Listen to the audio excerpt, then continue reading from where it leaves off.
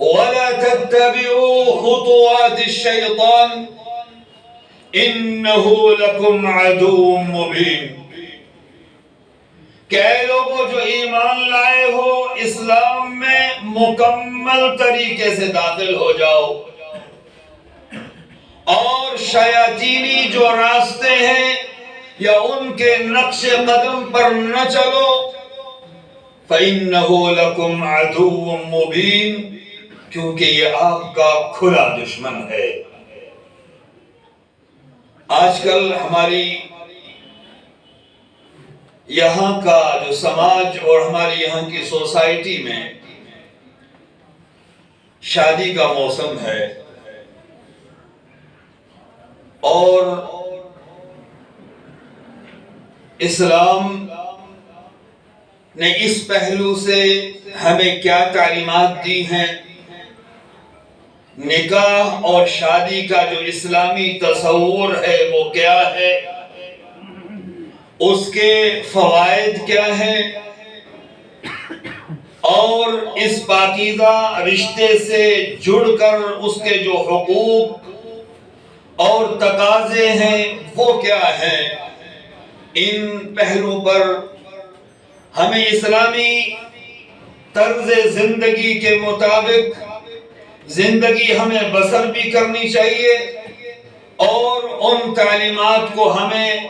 جاننا بھی اور علم رکھنا بھی ہمارے لیے ضروری ہے۔ تو میرے بھائیوں اور بزرگوں، انسانی مخلوق یہ دو صنف سے مرکب ہے، مرد اور عورت، اور زندگی کی پڑاؤ میں جب جوانی کے مرحلے میں یہ پہنچتے ہیں تو ایک مرد کی ضرورت عورت ہے اور عورت کی ضرورت مرد ہے۔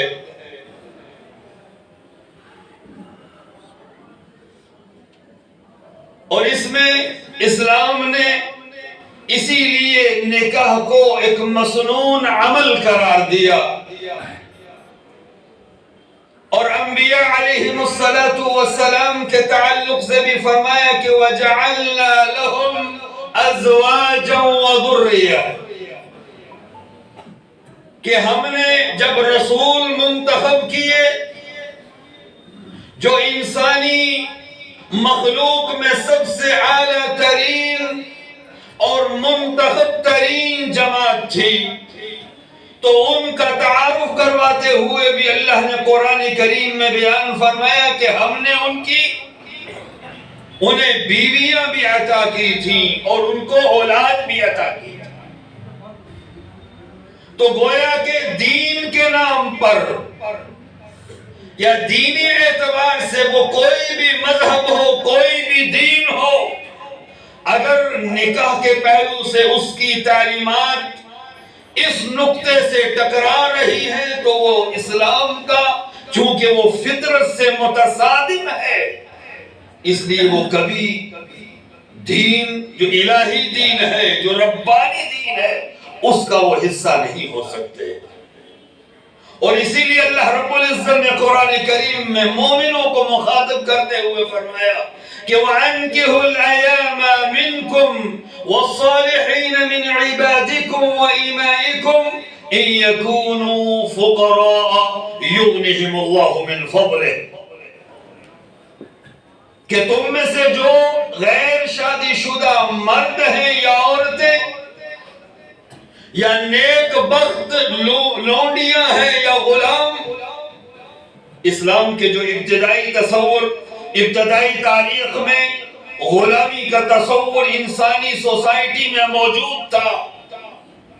انسان بھی غلام بنائے جاتے تھے، اس لیے اس کا بھی ذکر قرآن کریم میں اللہ رب العزت نے الگ سے بیان کیا ہے، کیونکہ اسلام ایک پاکیزہ معاشرے کی تشکیل کرتا ہے، اسلام ایک پاکیزہ سوسائٹی کو جنم دینا چاہتا ہے، اور جہاں کسی بھی قسم سے تعلق رکھنے والے وہاں مرد اور عورت ہوں گے، اگر وہ اس پاکیزہ ضابطے میں نہیں آئیں گے تو سوسائٹی میں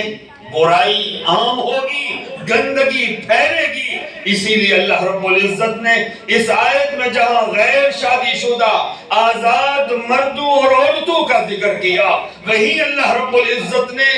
نیک بخت غلام اور لونڈیوں کا بھی ذکر کیا کہ ان کی بھی تم شادی کرا دو۔ ان یکونوا فقراء یغنہم اللہ من فضلہ، اگر کوئی فقیر ہے، کوئی نوجوان لڑکا، کوئی نوجوان لڑکی، یا گھر میں فقر ہے، غربت ہے، تو اللہ رب العزت اس کی ضمانت خود لے رہا ہے۔ ان یکونوا فقراء یغنہم اللہ من فضلہ، کہ اللہ رب العزت اپنے فضل سے ان کو بے نیاز کر دے گا۔ واللہ واسع علیم، اللہ رب العزت بڑی کشادگی والا اور علم رکھنے والی ذات ہے۔ اور دوسرے مقام پر اللہ رب العزت نے ارشاد فرمایا کہ فَإِنْ خِفْتُمْ أَلَّا تُقْسِطُوا فِي الْيَتَامَى فَانكِحُوا مَا طَابَ لَكُم مِّنَ النِّسَاءِ مَثْنَىٰ وَثُلَاثَ وَرُبَاعَ فَإِنْ خِفْتُمْ أَلَّا تَعْدِلُوا فَوَاحِدَةً ذَلِكَ أَدْنَىٰ أَلَّا تَعُولُوا، کہ اگر تمہیں ڈر ہے کہ تم یتیم لڑکیوں کے درمیان میں انصاف نہیں کر سکو گے، تو اللہ تعالیٰ نے فرمایا فَانكِحُوا مَا طَابَ لَكُم مِّنَ النِّسَاءِ، تو عورتوں میں جو تمہیں اچھی لگے ان کا تم اختیار کرو، وہ دو دو کی شکل میں یا تین تین ہوں یا چار چار ہوں۔ فَإِنْ خِفْتُمْ أَلَّا تَعْدِلُوا فَوَاحِدَةً، اور اگر تمہیں ڈر ہے کہ تم آپس میں جب دو دو شادی کر رہے ہوگے یا تین کرو گے یا چار کرو گے، ان کے درمیان میں انصاف کا برتاؤ نہیں کر سکو گے، تو اللہ تعالیٰ نے قرآن کریم میں واضح انداز میں فرمایا کہ اس صورت میں آپ صرف ایک ہی کو اپنائیں تاکہ تم ناانصافیوں سے اپنے آپ کو بچا سکو۔ اور میرے بھائیوں اور بزرگوں، اسی پہلو کو اللہ کے رسول صلی اللہ علیہ وسلم نے اپنی عظیم حدیث میں بیان فرمایا تھا کہ یا معشر الشباب من استطاع منکم الباءۃ فلیتزوج، اے نوجوانوں کی جماعت کہ جو طاقت رکھتا ہے جسمانی اعتبار سے اور نکاح کے جو ضروری تقاضے ہیں ان کو پورا کرنے کے، تو اللہ کے رسول نے فرمایا کہ انہیں شادی کر لینی چاہیے۔ تو اللہ کے رسول صلی اللہ علیہ وسلم جہاں اللہ تعالیٰ نے قرآن کریم میں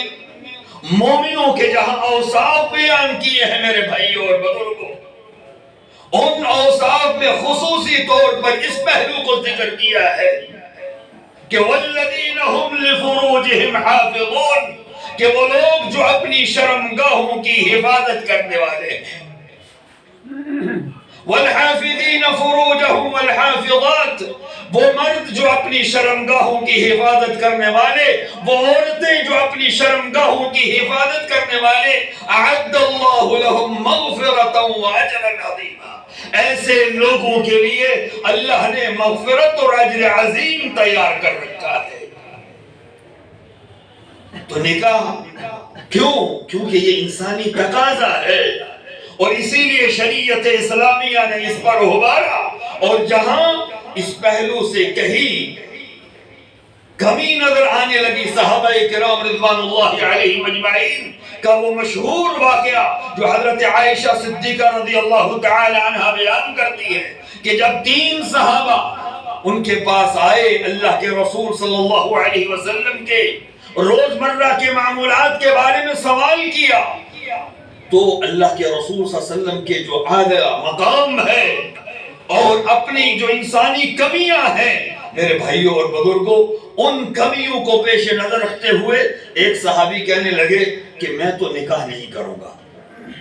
کہ گویا کہ میں اپنے آپ کو نکاح سے دور رکھ کر ایک پاکیزہ زندگی بسر کر کے اللہ کی قربت حاصل کرنا چاہوں گا. تو اس موقع پر اللہ کے رسول صلی اللہ علیہ وسلم نے صرف ان 3 صحابہ کو نہیں بلکہ مسجد نبوی میں موجود تمام صحابہ اکرام کو مخاطب کرتے ہوئے فرمایا تھا کہ الا انی لاخشاکم للہ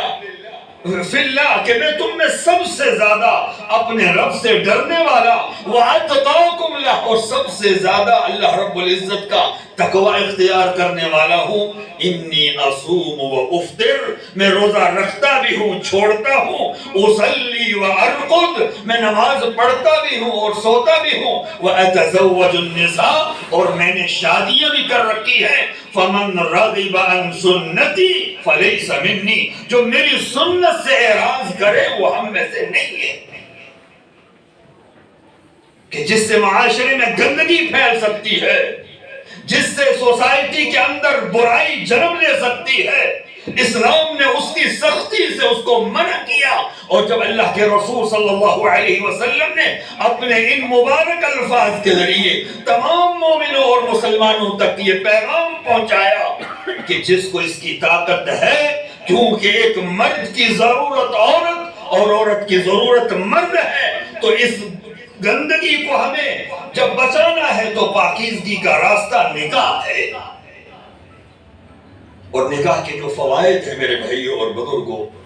قرآن کریم نے اس چیز کو بیان کیا. رسول اکرم صلی اللہ علیہ وسلم کی احادیث اس بارے میں بڑی واضح ہے. سب سے جو پہلا فائدہ ہے نکاح کا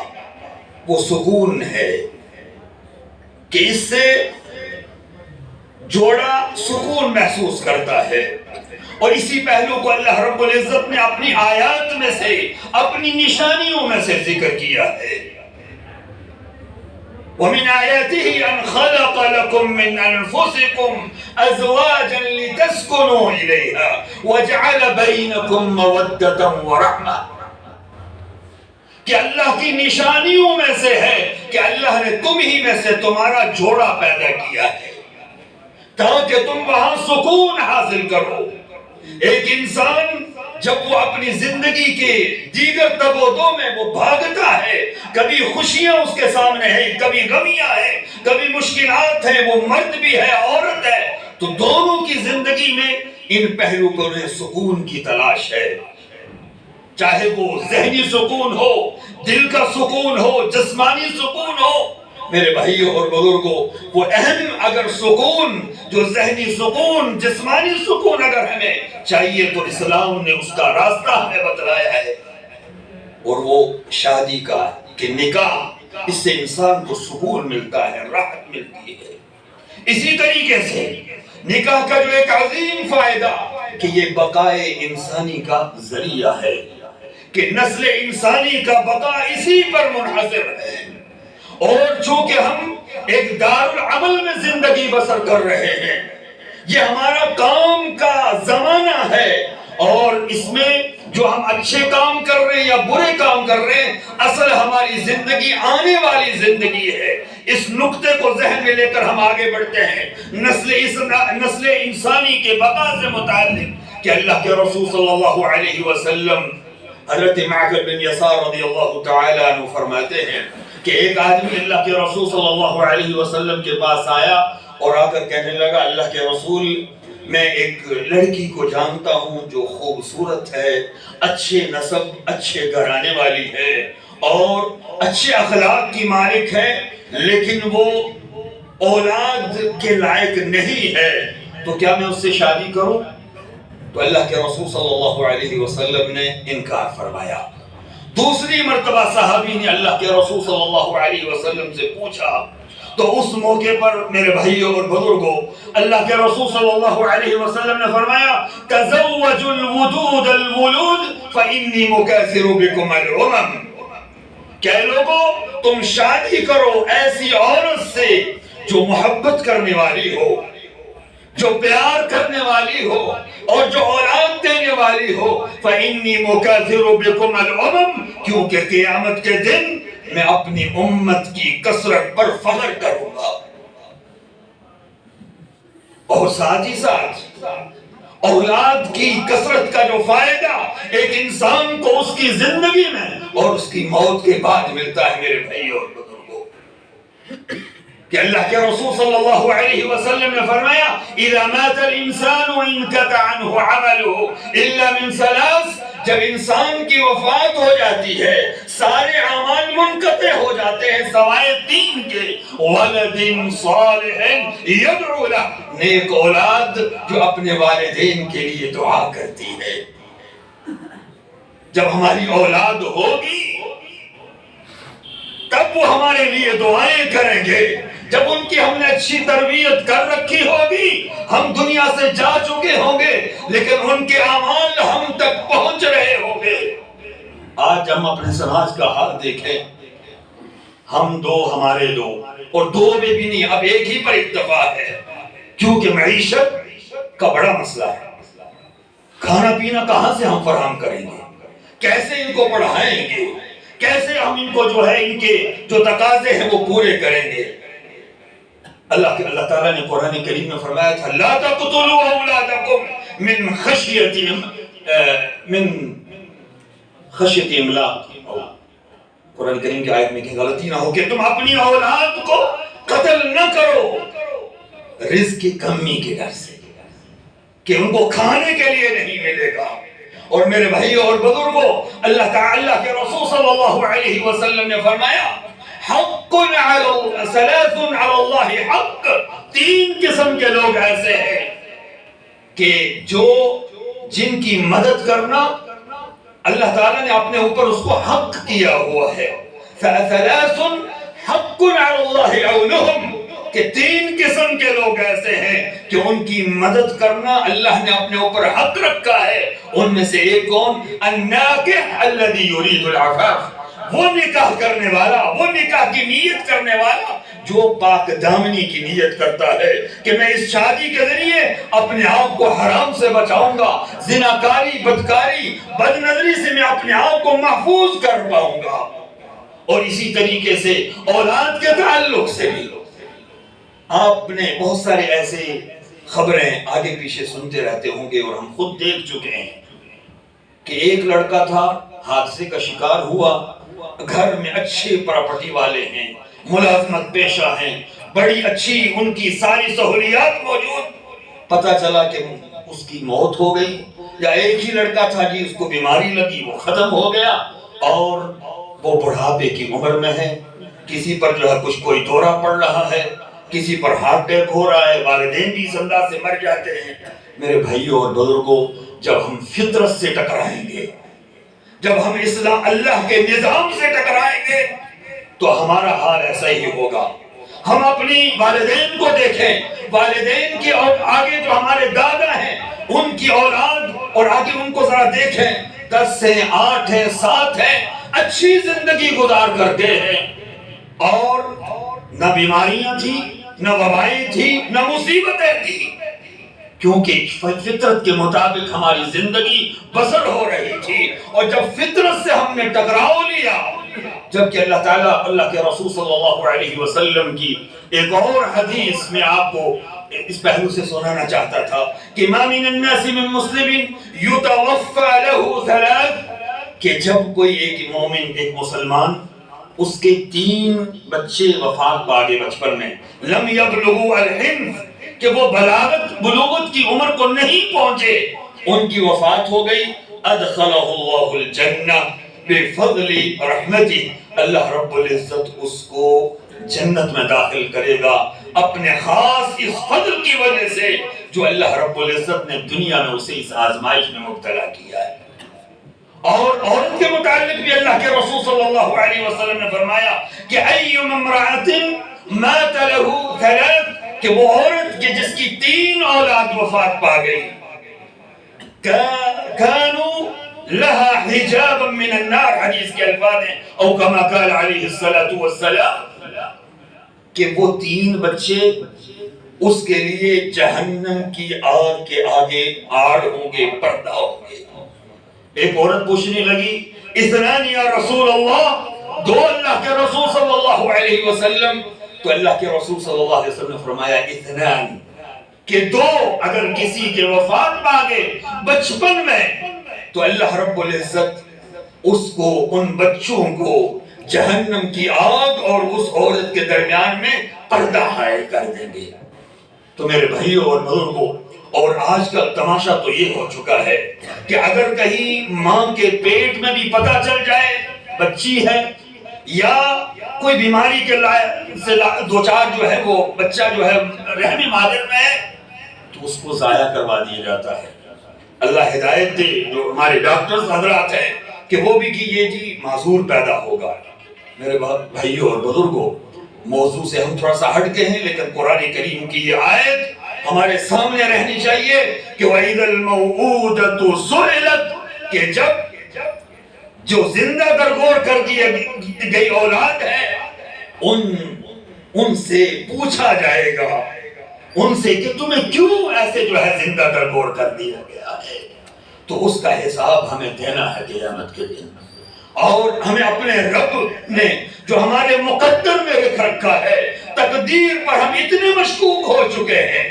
کہ کوئی ڈاکٹر بتا دیتا ہے جی بچہ رحم مادر میں بیمار ہے، یا اس کو یہ پہلو سے گروتھنگ نہیں ہو رہی ہے، اس کو آپ جو ہے وہ ضائع کروا دیں۔ نعوذ باللہ من ذالک۔ اس میں کوئی شک نہیں ہے کہ اسلام یہ دین رحمت ہے۔ اگر ایسا کوئی حادثہ کہ جس سے ماں کی زندگی کو خطرہ ہے تو وہ ایک معاملہ الگ ہے میرے بھائی اور بزرگوں، وہاں شریعت اس کی اجازت دیتی ہے، اور اس پہلو سے جو اس کے جاننے والے مختص ڈاکٹر ہیں وہ فیصلہ کریں گے کہ اس سے ماں کو نقصان ہو سکتا ہے یا نہیں۔ اسی طریقے سے اگر بہت قربت میں بچے ہو رہے ہیں، فاصلہ نہیں ہو رہا ہے، تو شریعت نے اس کی بھی حد بندی رکھی ہے، لیکن اس کا بھی طریقہ وہی ہونا چاہیے جو ہمیں اسلام نے سکھایا ہے۔ ایسے نہیں کہ وہ بچہ جو حمل ٹھہر چکا ہے اور ہم اس کو نعوذ باللہ من ذالک کوئی بہانہ بنا کر ضائع کر دیں۔ تو میرے بھائیوں اور بزرگوں، تو شادی کا جو دوسرا فائدہ میں ذکر کر رہا تھا کہ انسانی نسل کی بقا یہ اسی کے ذریعے ممکن ہے، اور نکاح کے ذریعے کہ اس کے ذریعے امت محمدیہ میں جو ہے اضافہ ہوگا، اور اسلام اس کا متقاضی ہے، اس کی تعلیم دیتا ہے۔ تو اسی طریقے سے دوسرے جو فوائد ہیں، اور یہ جو فوائد حاصل جو ہمیں ہوں گے یہ کہ جب ہم رشتے کے تعلق سے، نکاح کے تعلق سے ہماری نظر وہ ہو جو اللہ اور اللہ کے رسول صلی اللہ علیہ وسلم نے ہمیں بتلائی ہے، اور اس پہلو سے لڑکے کے انتخاب کے تعلق سے جو اللہ کے رسول صلی اللہ علیہ وسلم نے فرمایا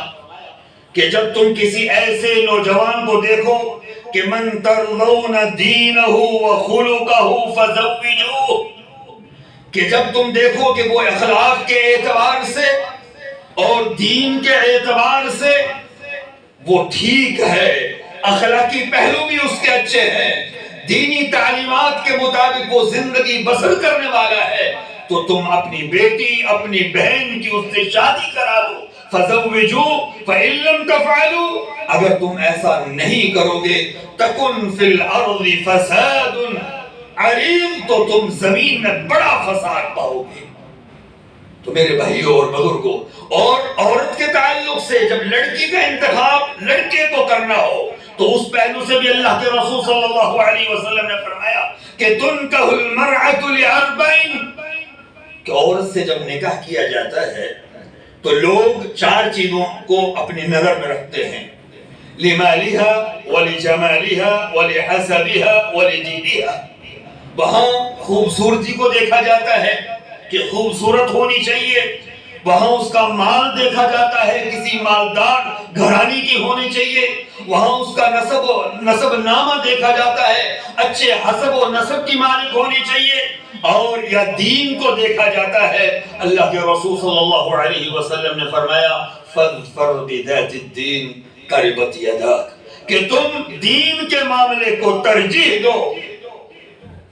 تو تمہاری زندگی خوشحال زندگی گزرے گی۔ تو میرے بھائیوں اور بزرگوں، کیونکہ اسی پر اگلی جو ہماری نسل ہے، چاہے وہ آگے اولاد ہے، بچوں کی تربیت ہے، بچیوں کی تربیت ہے، اور ایک اچھا جو کنبہ بنانا ہے، اس کے لیے جب ہم رشتے کے وقت انتخاب کریں گے، اس پہلو سے جب ہم سنجیدہ ہوں گے، اگر لڑکا ہے وہ خود سنجیدگی اختیار کرے کہ اس کی شریکہ حیات کس اوصاف کی مالک ہو، اور اسی طریقے سے اگر لڑکی ہے تو اس کے جو اولیاء ہیں، اس کے سرپرست ہیں، تو ان کو بھی یہ دھیان رہے کہ ہم اپنی بچی کے لیے، اپنی بیٹی، اپنی بہن کے لیے کیسے شخص کا انتخاب کر رہے ہیں۔ آج کل کا ہمارا معیار بدل چکا ہے، اور اس بدلاؤ کے نتائج آج معاشرہ اور سوسائٹی وہ بھگت رہی ہے۔ طلاق کی شرح کتنی اونچائی تک پہنچ چکی ہے۔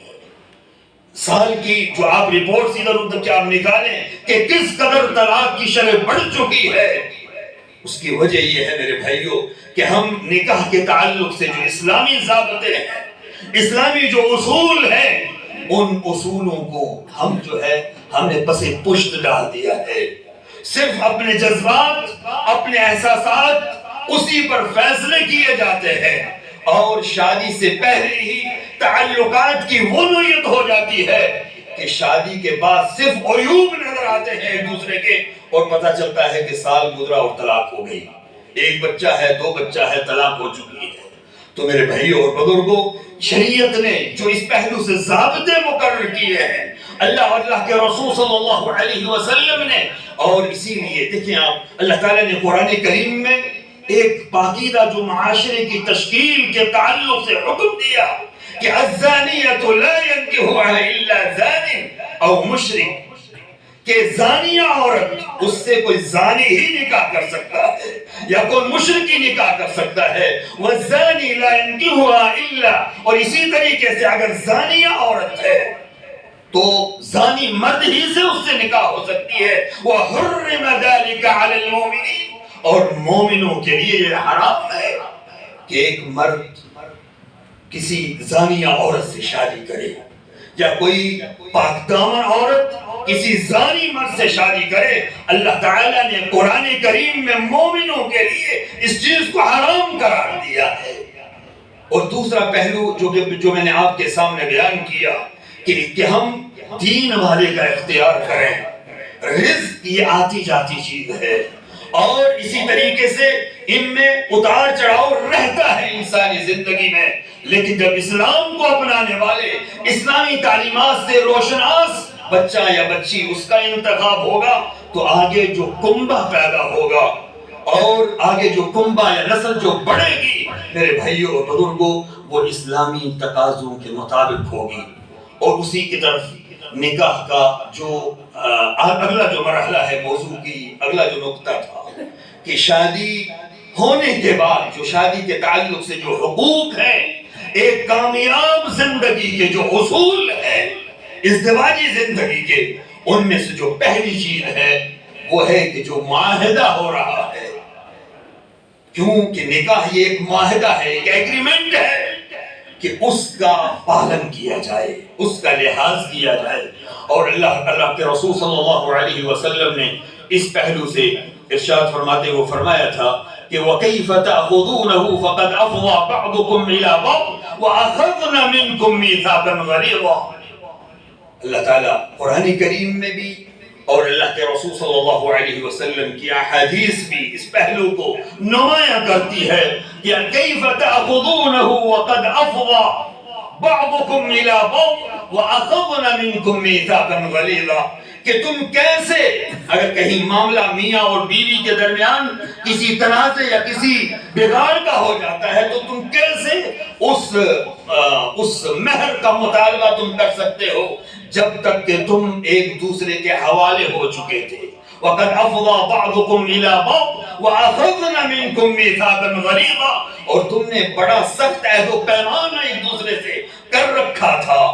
تو اس بنیاد پر تم کیسے وہ چیز اس سے حاصل کر سکتے ہو۔ اور اسی لیے اللہ کے رسول صلی اللہ علیہ وسلم کی ایک جو دوسری اللہ تعالیٰ نے قرآن کریم میں فرمایا کہ وَلَهُنَّ مِثْلُ الَّذِي عَلَيْهِنَّ بِالْمَعْرُوفِ وَلِلرِّجَالِ عَلَيْهِنَّ دَرَجَةٌ۔ اللہ تعالیٰ قرآن کریم میں فرماتا ہے کہ عورتوں کے لیے بھی ویسے ہی حقوق ہیں جیسے مردوں کے لیے حقوق ہیں میاں بیوی کی حیثیت سے، مردوں کے بھی عورتوں پر حقوق اور عورتوں کے مردوں پر حقوق ہیں، اور وَلِلرِّجَالِ عَلَيْهِنَّ دَرَجَةٌ، البتہ